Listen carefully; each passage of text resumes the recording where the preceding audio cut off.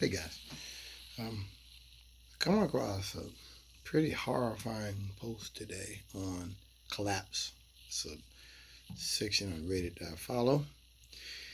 Vigilante treatments. Anti-vaccine groups push people to leave ICUs as the anti-vaccine movement escalates its rhetoric. Doctors warn that they're dealing with the fallout. They're starting to target people, the messengers, nurses and doctors. Um, Sometimes I think from looking at COVID and things like that, that it really is. It's been a demonstrable failure, but it says a lot about who and what we are as a society, and I think sometimes we overlook it. Um, that so many people just refuse to acknowledge science.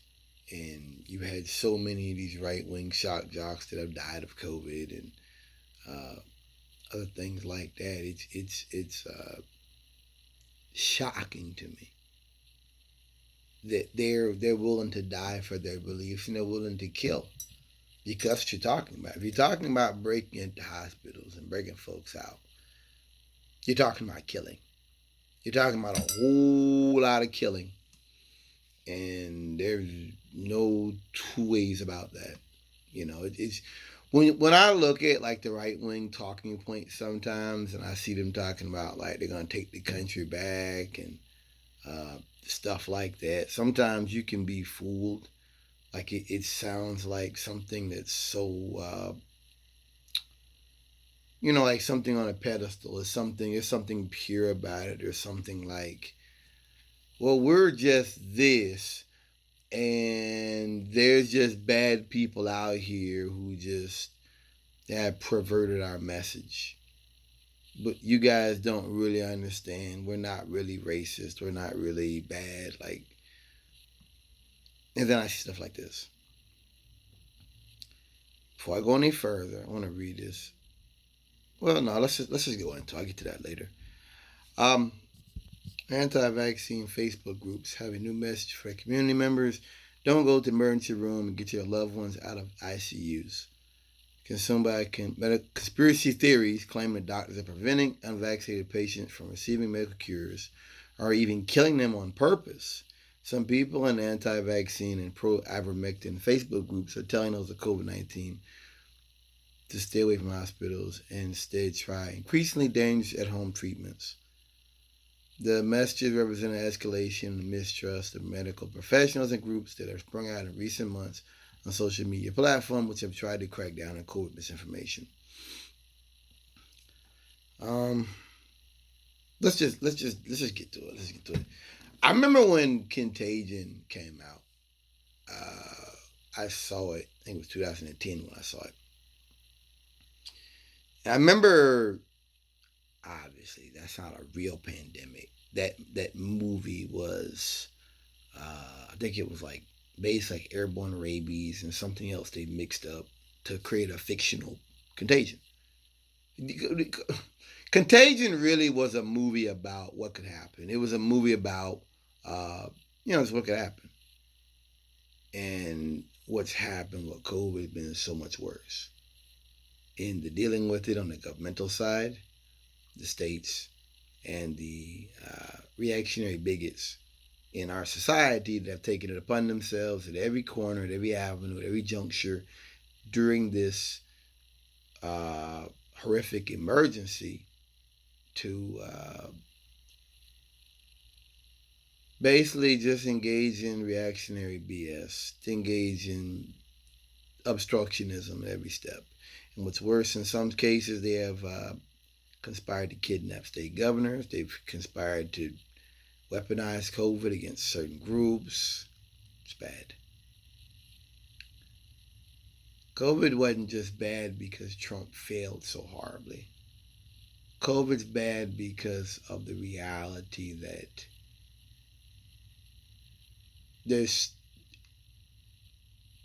what I just read to you, as well as all of 2019. it basically shows you America's a failed state. And I always tell people when they talk about they couldn't get this there, they couldn't get a hospital ship, they couldn't get this, that, and the other. I always tell folks, don't forget in 2019, 2020, excuse me, they still over there in Venezuela starting shit. Don't get it twisted. These folks still doing shit. They still getting down. They still trying to start revolutions and unrest all over the world. Don't get it twisted. You know. And I think that I've got a family member of mine that wants to be a doctor. And I've said that before, I can't understand why. Because looking at COVID, it showed me most Americans aren't worth it. They're not. They're not worth it whatsoever. And thankfully we haven't had anybody actually going after doctors. That could happen. Because this is an escalatory measure. This is definitely an escalation in rhetoric, because where they're basically saying we need to break folks out of hospitals. And the natural progression logically of that would be, well, what if they try that and we're gonna shoot the police? You're gonna shoot at security? What are you gonna do? This is dangerous, and you're not going to be able to deal with COVID effectively. Like, I read stuff on like my Google News feed. I read stuff on other things sometimes. I know that's just like, mainstream media news. It's just stuff to scan over. But I look at it and I'm like, who do they think is listening? I mean, where I was living, nobody's wearing masks. In 2020, nobody's wearing masks. I'm like, who are they casting this information to? Because nobody's doing this. Nobody's paying attention. If they're not even doing that, how are you going to get them to do this? To get a shot, to do boosters? What do I think that it's quite tragic. And I've talked about how, as much as I dislike Joe Biden, and I dislike him quite a bit, dislike Kamala Harris, I don't trust them or either respect either one of them. I have to respect Joe Biden because it seems like he's doing what he's trying. He's trying. And I've learned I have to respect a man who tries to accomplish his mission and keep his word. You have to respect that. You may not like the person, but you have to respect that. And even though he's, the mask mandates, the vaccine stuff, even with that, that's not enough. When you've got people out here who are literally talking about targeting doctors and nurses, and people out here overdose on ivermectin, which is a drug that's usually used with animals. They're using animal ivermectin, obviously. One thing they don't realize, we're not saying ivermectin's a poison.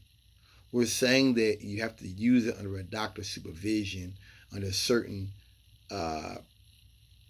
amounts, and they're taking so much it could hurt you. There's a lot of drugs like that. There's a lot of drugs that aren't deadly, but if you take too much of it, they could cause problems. That's a fact. That they say, hey, take this, and then when you get done, take no more. There's a lot of drugs out there like that. But when you've got stuff like this, and you've got so many people that have got on the bandwagon now that, the doctors are killing people on purpose. And, watch look how it's progressed. First it was COVID wasn't real. Then it was, well, they're just dumbing up the statistics and it's not that bad. And now it's ivermectin. And and now it's progressed to the point where they're saying, don't let your people go to the hospital when they get sick. I think what they're doing is actually a crime.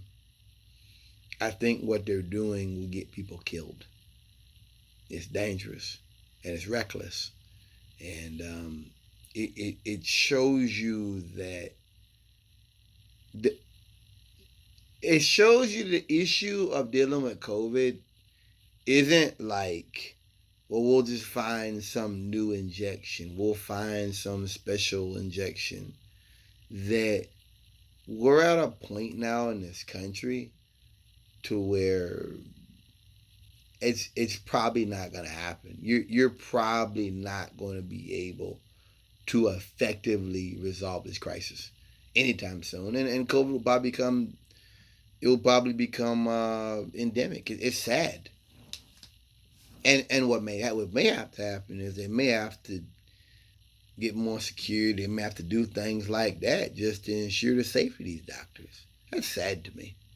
That's that's that's very tragic, and it's very tragic to see that and understand what this means.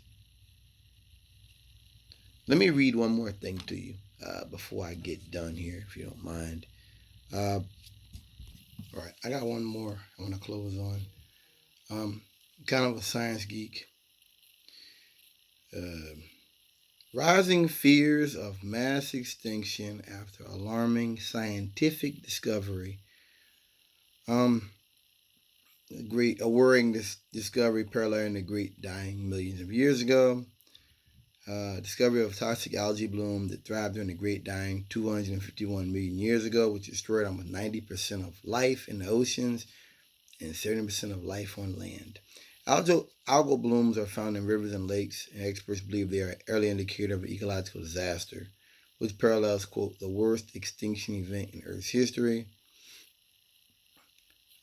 They put the bloom down to human activities such as greenhouse gas emissions, deforestation, and soil loss. We're not there yet. There's a six-fold increase in carbon dioxide during the Great Dying, but with the present steep increase in carbon dioxide, we're playing catch up pretty well. And the chance of harmful microbial bloom events, along with many other deleterious facets of change, uh, intense hurricanes, floods, wildfires, also rise all the way up this steep carbon dioxide slope. Researchers say the repeated correlation of algal blooms with mass extinction events is an alarming signal for environmental change. The blooms are an integral part of ecosystems worldwide, but the effects of human-driven climate change is causing an increase, which can transform freshwater habitats into dead zones, which suffocate other species. Um, it's three ingredients: accelerated greenhouse gas emissions, high temperatures, and abundant nutrients. Today, humans are providing all three of them in abundance. Um, Together, this mix has led to a sharp increase in freshwater toxic blooms. Um, Thanks for listening.